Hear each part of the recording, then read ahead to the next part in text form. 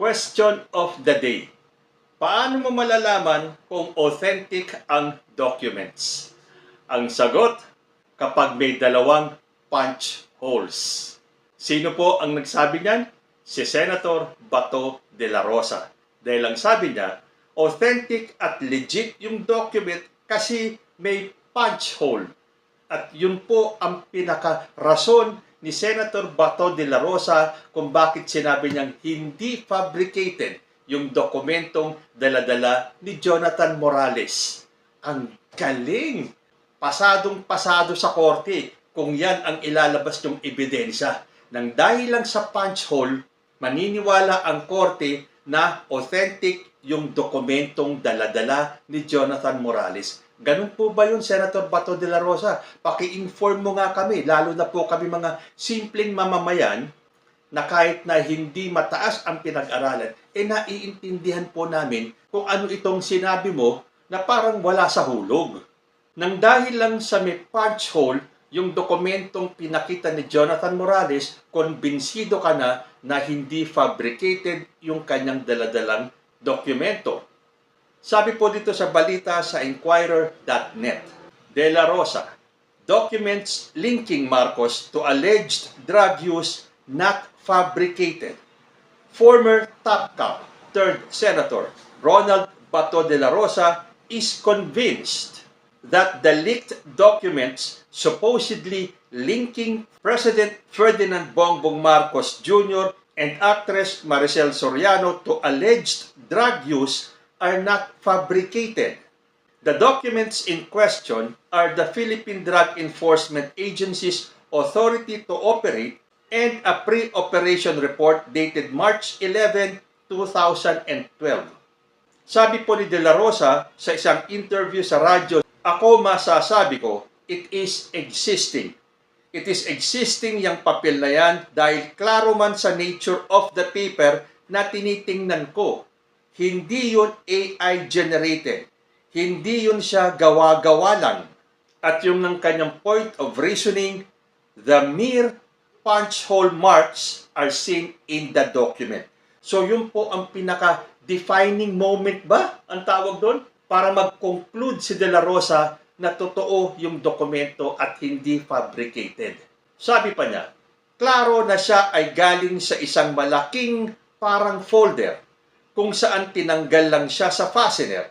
Dahil yung pag-picture sa kanya at pag-photocopy ay nakikita sa kanya ang hole puncher na dinaanan niya para ipasok sa fastener.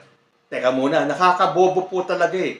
Tayo ba ay maniniwala na lang na pag sinabing may punch hole ang isang dokumento, ito ay authentic na at legitimate na? Ganun po ang ibig sabihin at gustong ipaalam sa atin ni Senator Bato de la Rosa nang dahil lang doon sa butas ng puncher, legitimate na yung dokumento. Doon po sa hearing, PIDEA Director General Moro Virgilio Lasso categorically stated that the documents were fake. This, however, was contradicted by former PIDEA investigation agent Jonathan Morales, who stood firm that the leaked documents linking Marcos and Soriano to illegal drugs were authentic. So nagtalo si PIDEA Director General Lasso, saka itong si former PIDEA investigation agent Jonathan Morales. O anong dapat gawin? Hindi kaya dapat magpatawag ng isang forensic expert para malaman kung totoo yung dokumentong yon? Pero para kay Bato de la Rosa, authentic agad yon. Apakabilis naman mag-judge ni De La Rosa. Mabuti na lang, hindi ganito yung mga West natin. Kung hindi, nako, patay. Nang dahil lang sa butas ng puncher. Sa totoo lang, Senator Bato, paki-educate naman kami. Kasi kahit na ako, nabobo ako dito sa sagot mo.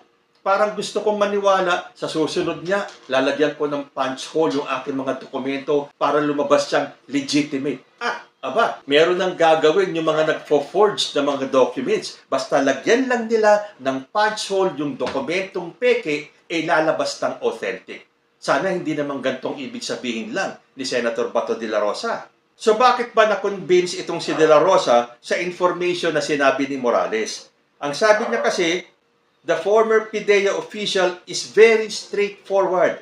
Kasi nakikita ko na wala siyang tinatago. Very straightforward siya sa kanyang mga sinasabi at meron din siyang ipinapakita rin na papeles talaga.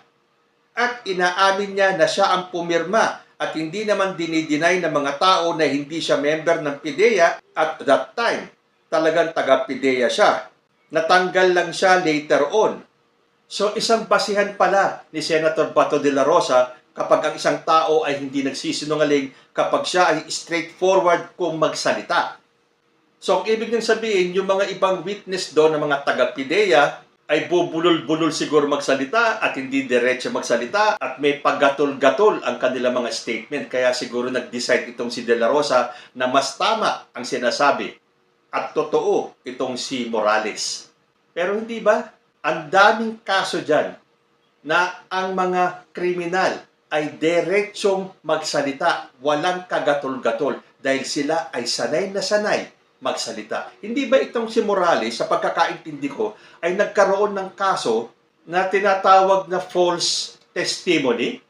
So, ibig sabihin, sanay siyang magsalita. Dahil nagkaroon nga siya ng kaso ng dishonesty, ng false testimony. So, para sa akin, na correct me if I'm wrong. Dahil wala po ako sa kalingkingan ng talino ni De La Rosa. Tama po ba ang sinasabi ni De La Rosa na isang batayan na ikaw ay hindi nagsisinungaling ay kapag diretso ka magsalita? Bukod pa po dun sa butas ng pantsera sa mga dokumentong dala-dala ni Morales. Although ang sabi ni De La Rosa, hindi ibig sabihin that the subject personalities na kasama dun sa leaked documents were already confirmed to be drug users. Ibig sabihin ko ang pangalan mo ay nakalagay doon, you are a subject for validation. Pre-operation nga. Kasi kapag pre-operation ka, ibig sabihin may information about you na drug using. So ginagawa yung pre-operation report bago mag-conduct ng operation. So ang tanong, bakit hindi ginawa nung panahon ni former President Noynoy Aquino itong operasyon na to? Kasi kung yung dokumento ay 2012, ang presidente po nun ay si Noynoy Aquino. At alam naman po natin ang istorya sa likod ng dalawang pamilyang yan, ang Aquino at ang Marcoses. Sa tingin ninyo, hindi gagamitin ni Aquino yan para pabagsakin ang kalaban niya? Bakit ngayon lang? Kung titignan natin yung timeline sa kayong plano, mula pa nung sinabi ni former President Rodrigo Duterte na meron tayong isang presidentiable na nagko-cocaine. And that was during the election period. Kung bubuksan nyo ang isipan nyo hanggang ngayon, i-connect the dots nyo yan. Ang nakikita ko ay planado po talaga yan. Right from the start hanggang ngayon para sirain nila si President Bongbong Marcos. So siyempre para disimulado at hindi halatado, ito ang sinabi ni De La Rosa na hindi porke ang pangalan mo ay andyan sa pre-op na yan, guilty ka na kagad. Pero itong ginawa nyong to, na hindi kayo sigurado doon sa inyong witness, then masyado pong kaduda-duda ang credentials ni Jonathan Morales, ay basta na lang kayong maniniwala nang dahil lang sa siya ay diretso magsalita at lalong-lalo na dahil may butas ng puncher yung daladala niyang dokumento. Pero bago pa po yung mga remarks ni De La Rosa, PIDEA had already debunked what it called fake operational documents, saying that it ran a check through its plans and operations reports management information system and found that no such operation was logged on March 11, 2012. At kung matatandaan nyo, isa po si De La Rosa at nung siya ay chief pa ng PNP, hindi po niya nakita ang pangalan ni Bongbong Marcos sa drug list. Bakit ngayon, dahil lang sa sinabi ni Morales, ay biglang cambio si De La Rosa at naniniwala siya na hindi fabricated yung mga dokumento. So dyan pa lang po makikita natin, sablay po ang script itong gusto nilang palabasin at idikdik si President Bongbong Marcos dyan sa drug issue na yan. At paano na ba yung sinabi ni De La Rosa na ipatatawag niya si Maharlika? In fact, sinabi niya doon sa COMSEC na sa May 7, dapat magpakita si Maharlika sa Senado. Hindi pwede yung Zoom. Kailangan in person para masagot niya lahat ng katanungan at doon siya magnangak-ngak. Hindi ba galit na galit si De La Rosa? Ngayon, naglabas ng statement itong si Maharlika. Sabi niya, Napikon si Senator Bato sa akin. We are friends.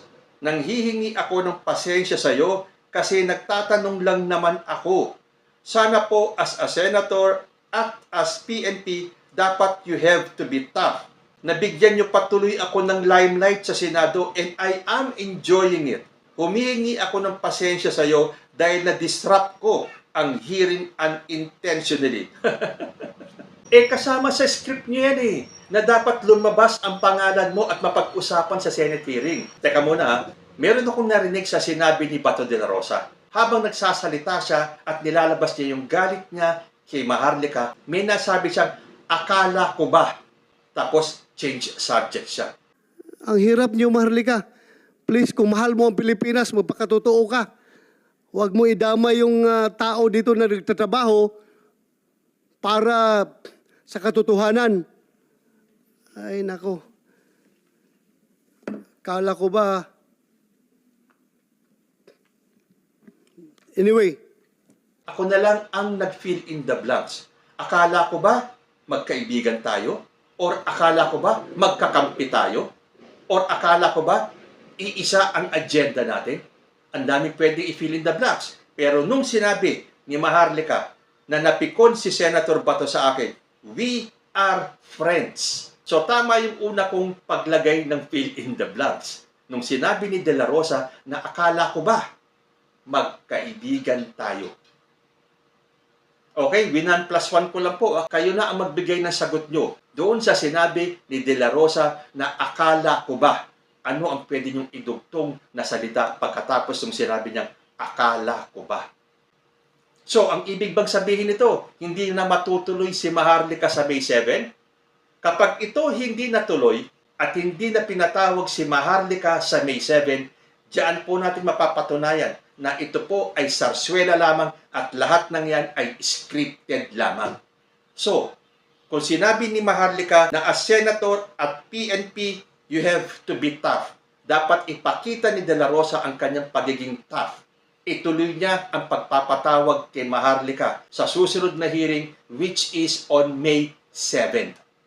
Dahil kung hindi itutuloy yan, mas lalo pong maniniwala ang taong bayan na lahat ng ito ay isang sarswela lamang at scripted para lalong idiin at siraan si President Bongbong Marcos. Kayo po, naniniwala ba kayo na legit ang isang dokumento kung may dalawang punch hole? At naniniwala ba kayo na kapag diretso magsalita ang isang akusado ay wala siyang kasalanan? Comment lang po down below. At magbabalik po ang usapan Tito Manny. Diyos ti Agnina.